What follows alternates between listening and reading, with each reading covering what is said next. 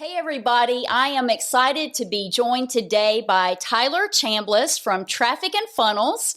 We're going to be talking today about leadership and life and all the things. Who knows what we'll get into. So Tyler, thank you so much for just sitting down and joining me today. Yeah, thanks so much for having me. I'm excited. So to get us started, for people who don't know you, just start off by giving us a quick rundown. Give us your resume in like 60 seconds. Okay, my resume in 60 seconds. So graduated from Mary Montgomery High School in 2015, went to college in Jackson, Mississippi at Mississippi College, studied communications and public relations there, graduated from there in 2019, where I then went on to work at a nonprofit at a foster care group home called Sunnybrook. It was awesome. And I just recently started a new job at Traffic and Funnels, which is a digital consultancy. So did you always know that that was kind of your path? When did you figure out that this was the direction you wanted to go with your major and your job? I actually when I went into college, I started as a Bible major, and I was a Bible major for 2 years, but I knew that I didn't want to work in church. Okay. And so I'm not really sure what my plan there was, but I hit like sophomore year of college and realized I don't want to work in church, but this is the major I'm going to graduate with if I don't change something, so I might need to change something. And so then I decided on communications based solely on the fact that it matched my personality. I thought I can do a job in communications. I'm passionate about communicating well. This is going to be great. So ended up in the communications department, settled on public relations as a focus. And so it really kind of happened that's kind of the way that the route went. Was it hard to get 2 years in and make that change? Because I feel like sometimes people feel like they get so far in that either it's just difficult or maybe for some, it's even like, it's a pride issue, admitting that maybe I didn't choose the right thing the first time. So how was that for you? No, I've always been this way that once I make up my mind, I'm decided like head first. And so as soon as I decided like, I don't think I should be, finishing with a Bible major, which I ended up with a Bible minor. So that's awesome. But when I decided to change my mind, it was head first. I'm going communications. I'm excited. I want to be in the clubs. This is going to be awesome. So what advice would you give for students or even adults maybe who are still trying to figure out what they want to do in life, what they should major in, what career path they should go down? What are some things they should be thinking about? Yeah, I think there's two routes that you can really go about it. The one way is just do the next best right thing. So you don't have to make decisions for yourself 10 years out every time. You can just take the next right step. That's okay. So that's me thinking like, what should my major be? Well, I like to talk communications, I think the other thing is that when you're deciding, who you want to be and what you want to do, find someone who does what you think you might like to do and model what they did when they were at your point. So That's good. Kind of reverse engineer it a little bit. That's good. So find someone and you don't have to always reinvent the wheel. Learn from other people's experience as well. So now you are working for a company called Traffic and Funnels. I got to know because the name, definitely piques my interest. Tell me a little bit about that company and what you're doing there now. Yeah, so Traffic and Funnels is a digital consultancy. We work with business owners who have an online business. So coaches, consultants, digital agencies, really any service-based business. What we do is we teach them to do their business better. So to grow it, to scale it, to get healthy and make more money for themselves, honestly, is what we do. Awesome. And you're moving to Nashville soon for this company. You're moving in the middle of a global pandemic. Any transition, I think, can be kind of scary. Have you been a little nervous about making a move right now? I'm not nervous. I'm mostly excited. I'm excited for change. I love change. I change things up every couple years, honestly. I'm big on a great haircut and a change of state. So okay. So I'm really excited about it. I think that my mom would say she's having a harder time with it than I am. Yeah, that happens. That's normal, I think, for moms. Yeah, but I mean, honestly, mostly just excited to make the move and make new friends and have a fresh start. And you've picked a great city, Nashville, which I love. Now, do you love country music? Because Nashville is known for the country music. Oh, I love country music. Okay. I love a good karaoke night with someone who's singing some Leonard Skinner song. So okay, what's your go-to song? Oh, my go-to karaoke song? Yeah. It's I just lost it. But I have one. Okay. Keep thinking. Okay. Keep thinking on your. Is it a country song? Oh, it's "Hands to Yourself" by the Georgia Satellites. I don't know if I know that. Do I know that song? Don't give me no lines and keep your hands to yourself. Da-da-da. Okay. It's a honky tonk song. Okay, well, good. So you'll be in Nashville, and that will be your go-to song. I love it. I love it. Okay, you can sing it when I come visit in Nashville. Okay, sounds like a plan. Awesome. So you're moving to Nashville, starting this new chapter. I feel like this year in 2020. So many people have had transition, have had changes. So how are, even as you're in this transition, how are you handling that? And how can all of us maybe learn to deal with transition, whether it's in 2020 or as life happens? I think this almost applies, like I was talking about earlier, you don't have to make decisions for yourself 10 years down the road. When it comes to transition, it's what's the next right thing? What's my next right move? As I've been working on moving, I'm having to get an apartment. I had to get a roommate. I had to get proof of employment. You don't have to think of the mountain. You just take one step at a time. Like, okay, today I'm going to work on my apartment building, or today I'm going to go buy a couch. It's one step at a time. And I think that breaking it up like that really does set you up for a little more success than thinking I'm going to conquer the whole world in one day. Like, that's scary. Right. And so you can do yourself a favor and make things a little less scary by picking it apart and dealing with it piece by piece. Instead of getting caught up on the big 10-year plan. Yeah. I love a plan, so I can get caught up in the 10-year plan. But that's really, I love that. I think that's great advice to just do the next right thing. And I love that you mentioned when you were talking about your career path that one of the things that you looked at is your personality and trying to figure out what works for you. I know we've talked a little bit about the Enneagram. What are some tools that you've used that have helped you figure out what you're good at, what your personality is, to help you figure out how to best live that out? Yeah, so I love a personality test. I didn't probably until about 2 years ago. I thought they were hocus pocus and just weird. Like, I was like, that's a little too woo-woo for me. But about 2 years ago, I was introduced to the Enneagram, and I love it. I'm an 8. If you're familiar, it's the challenger, pretty intense, pretty spirited. And for the longest time, I could not figure out why. All of my girlfriends will tell you that their first impression of me was that they were intimidated, that maybe I was a little scary. And I couldn't understand, that hurt my feelings that they felt that way. And I just didn't understand why people saw me that way. And then I learned about the Enneagram and different personality types. And self-awareness is probably one of the most foundational, I think it's one of the most basic foundational concepts for leadership in general. I don't think you can lead people well if you don't know who you are and how people perceive you. And I know that for me, I have to soften the way that I approach people and life and situations so that there's a whole group of people that cannot handle the way that I communicate. And it is rude of me to try to yell at them the way I do. And so learning that it's important to kind of modify and adapt, and I have to know myself to do that, has opened up my reach probably tenfold of what I could do just by being good old harsh me. So you were willing to change. You were willing to take who you were, your core, because the Enneagram is a lot about motive, right? It's a lot of not just how you are, but why you are who you are. And every Enneagram type has, strengths and weaknesses. I'm a 1. I'm the reformer.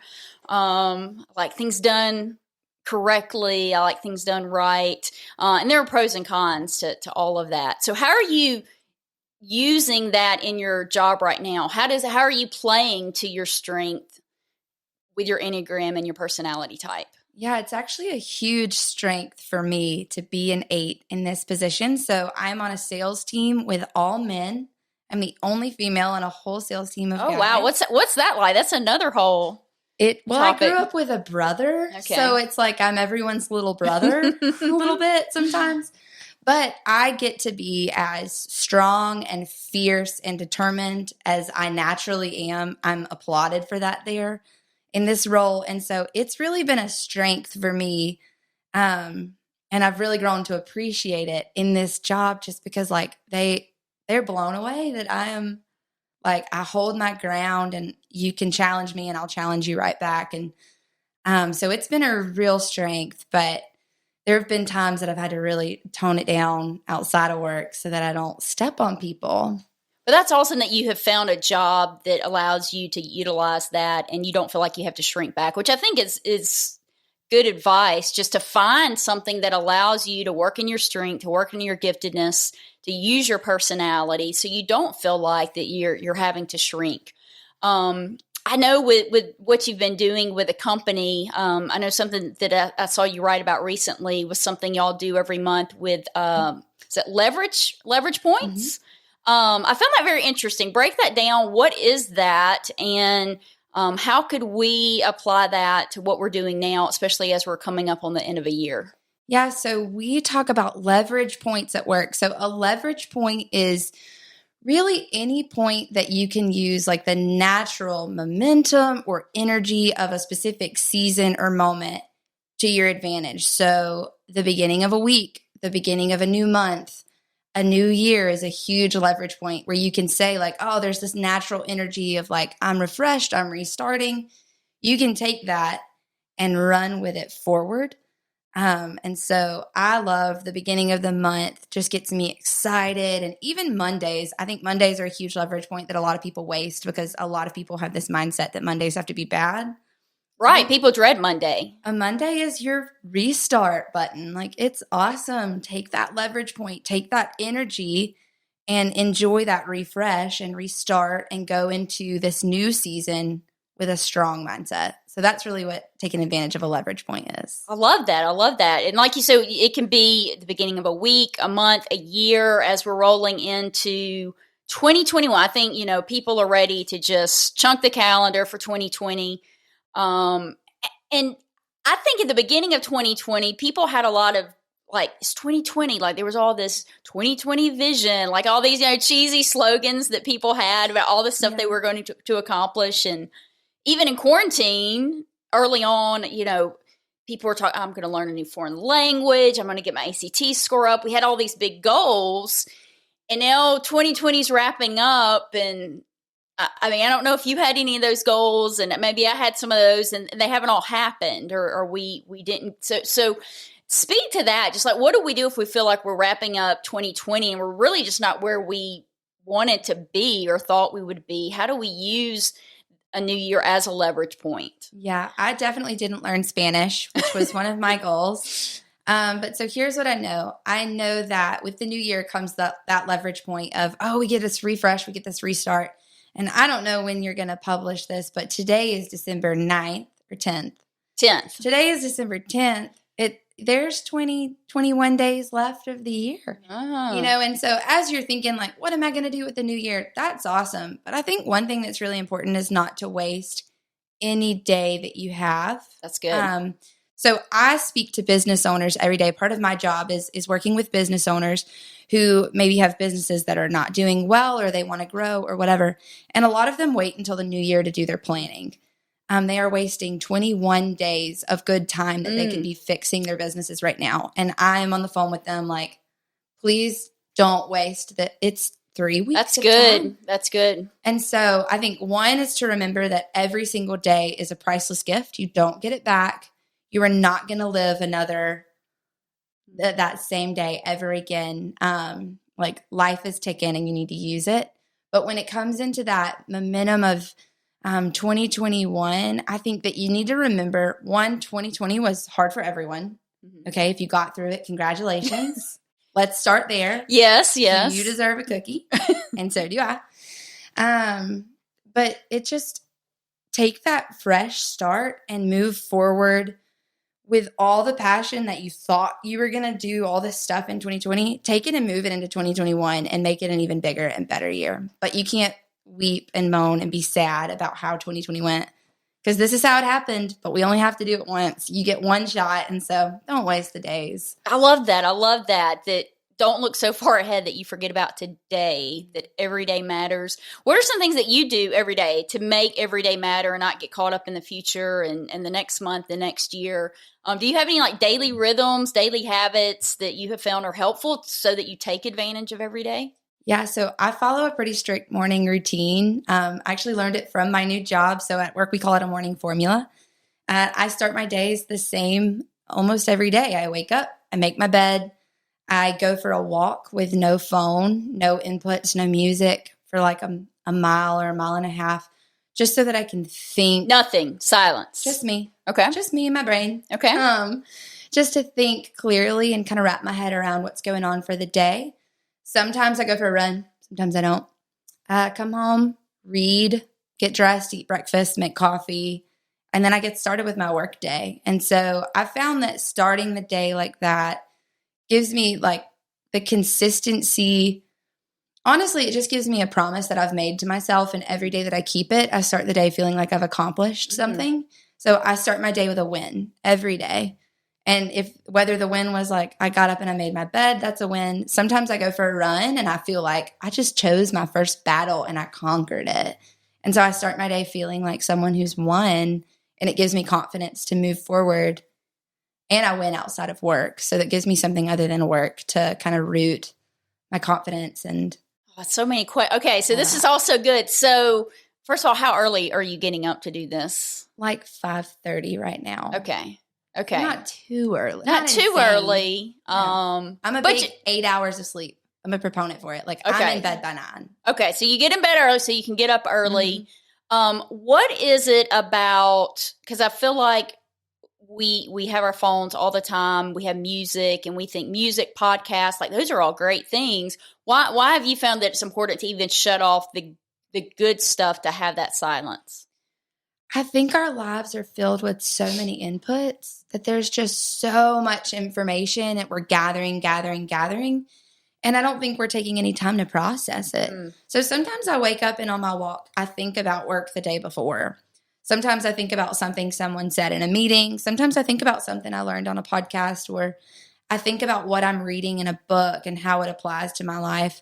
But aside from that, my walk, and then when I journal, there's no other time in the day that I'm purposely thinking specifically just to think. And I think that a lot of us really lack that time, that we're not thinking on purpose anymore. And so I found that it's just there's a lot of clarity in quietly just thinking. Do you think we avoid thinking sometimes on purpose because we don't want to deal with our thoughts? For sure. I think that a lot of people don't want to think. I think they have a lot of things they're running from. I think humans like to avoid processing, and life is hard. And if there's anything 2020 has taught us, it's that there's a lot to process. So I think a lot of people are really avoiding thinking about the hard things, but you grow every time you work through those struggles. You work through, when I wrestle through my feelings about something I don't like, or even things about myself, when I think about moments that I was disappointed in myself. I don't think we spend a lot of time doing that either. But I can really kind of wrestle with that and come to peace with, did I do the right thing? Did I not? What I done? What should I have done differently? And so it really is just an opportunity to legitimately reflect and get clarity on who I am and how I feel without all the mess that we take in all day. That's so good. So good. So, man, just need to shut the phone, shut the podcast, shut the music, shut everything off a little bit more. And I love how you talked about that you have wins outside of work. Because I think for so many people, their identity is tied to their work. Maybe for students, their identity is tied to school and their AP courses and their ACT score and all the things. And so why is it important to have wins outside of work or school or what you're doing maybe 8 hours a day? Yeah. So when you don't have anything outside of work or school to look forward to, or to feel like you were accomplished in, or to feel like you won, that means that when you go to school and have a bad school day, the whole day was trash because of it. Just wipe the whole thing. It doesn't even matter. And that really negates like the 4 or 5 hours before you go and the 5 or 6 hours when you get home. That's a lot of time that you just wiped down the drain because you were only worrying about what was happening at school or work. So giving yourself opportunities to win. So whether that's making a promise to yourself and keeping it, I'm going to run a mile every day, or I'm going to be a great friend, or I'm going to serve my community. Doing something outside of school, outside of work, gives you the opportunity to win. That way, when things don't go well for that 1 8-hour time slot, because it's only an 8-hour time slot of your 24-hour day, that doesn't mean that your whole day is a waste. That's good. That's good. What do you wish, talking about school, what do you wish Tyler in high school had known that she didn't know, if you could go back?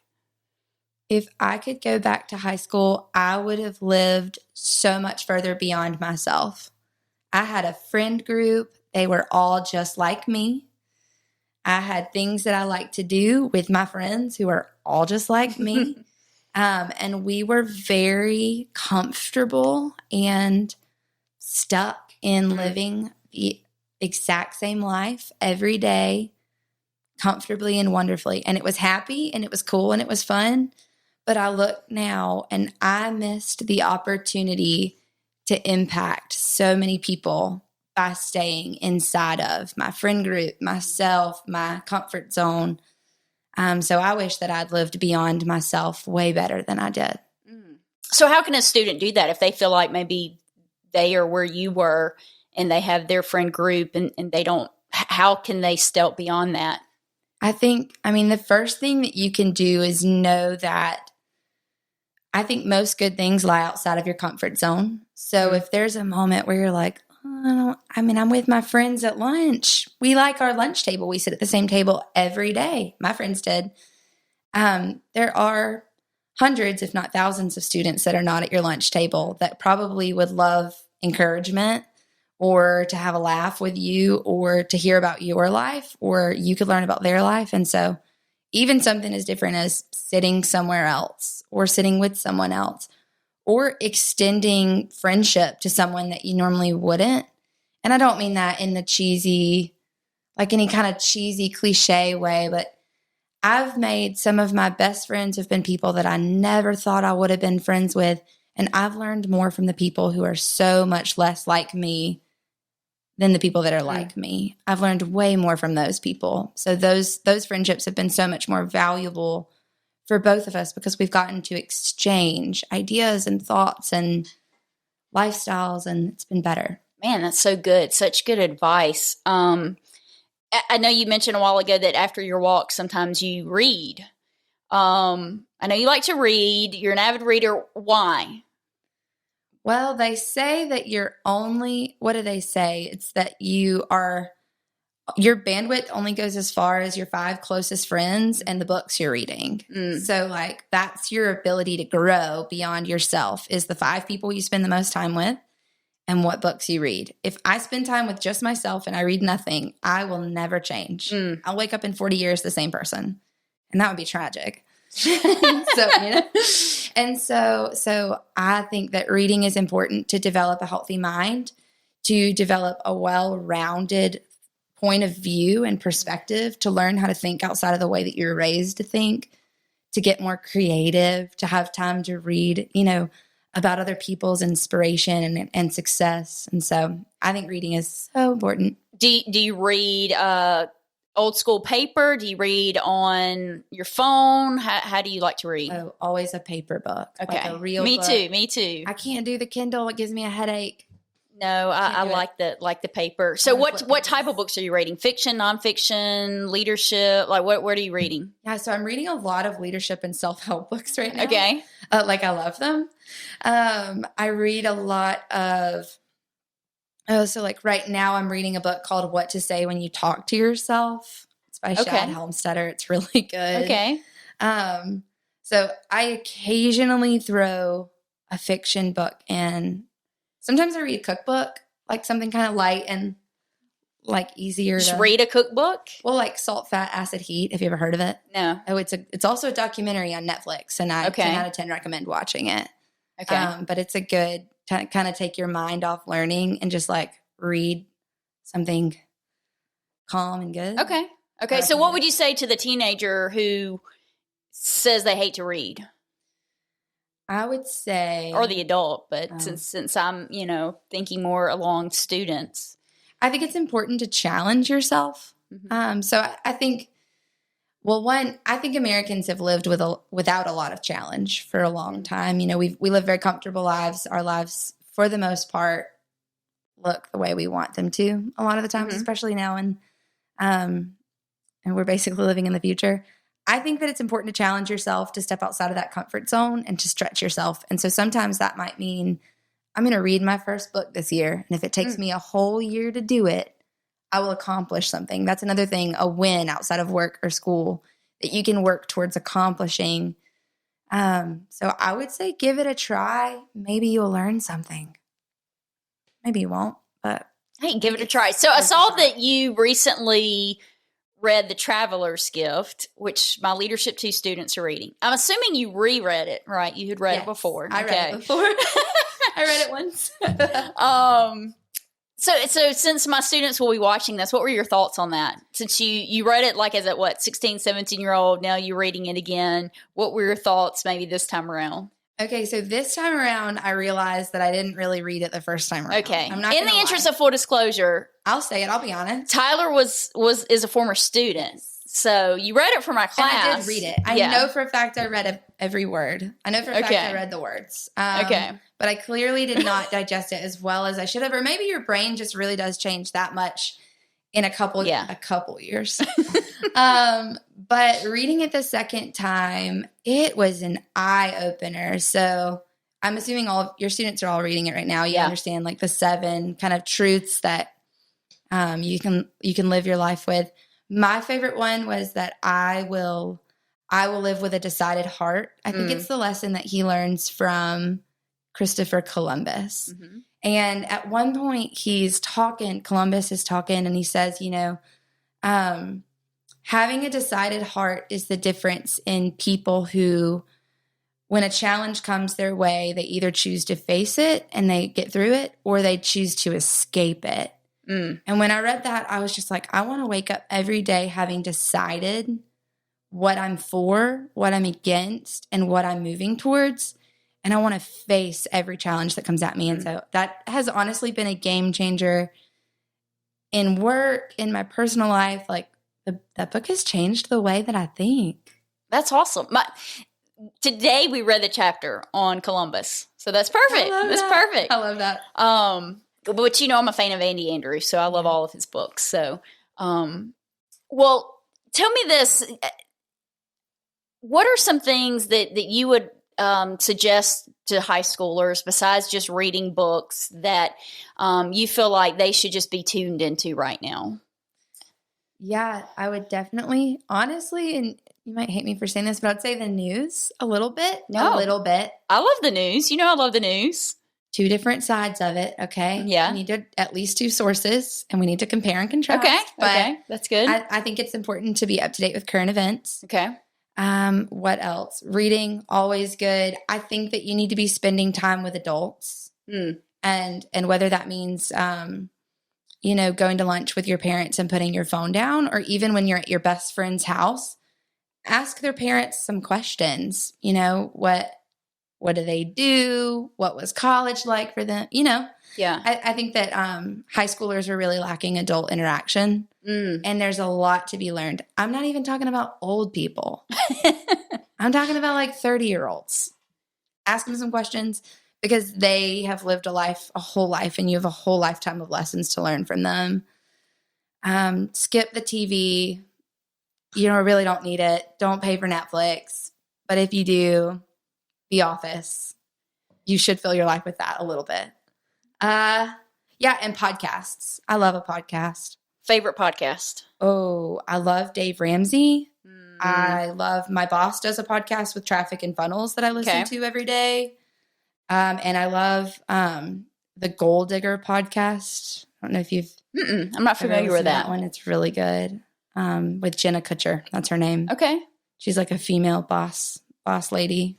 Okay. Super good. Awesome. Awesome. I'll have to check those out. So, is there anything else that's just on your radar right now that we should know, or anything we haven't covered in the time that we have left?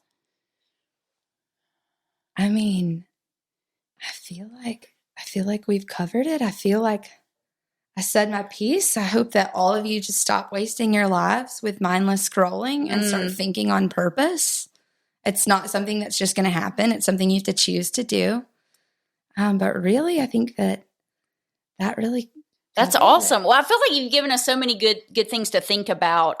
Having some daily rhythms, figuring out wins. I think that's a big takeaway for me. Figuring out what your wins are outside of work, outside of school, and not forgetting that we still have time left in 2020. Like, let's not wish the next 20 days away. Let's do something with that time and make sure that we are not, I know we're anxious to get on with a new year, but a lot of good can still happen. So, man, thank you so much, Tyler. Thanks for taking time to just sit down and share with students. And so excited to see what you do in Nashville and with traffic and funnels. And she's given us lots of good words of wisdom, lots of good recommendations. I'm going to go back through this for sure and be taking down some notes. So thank you so much. And we'll see you next time.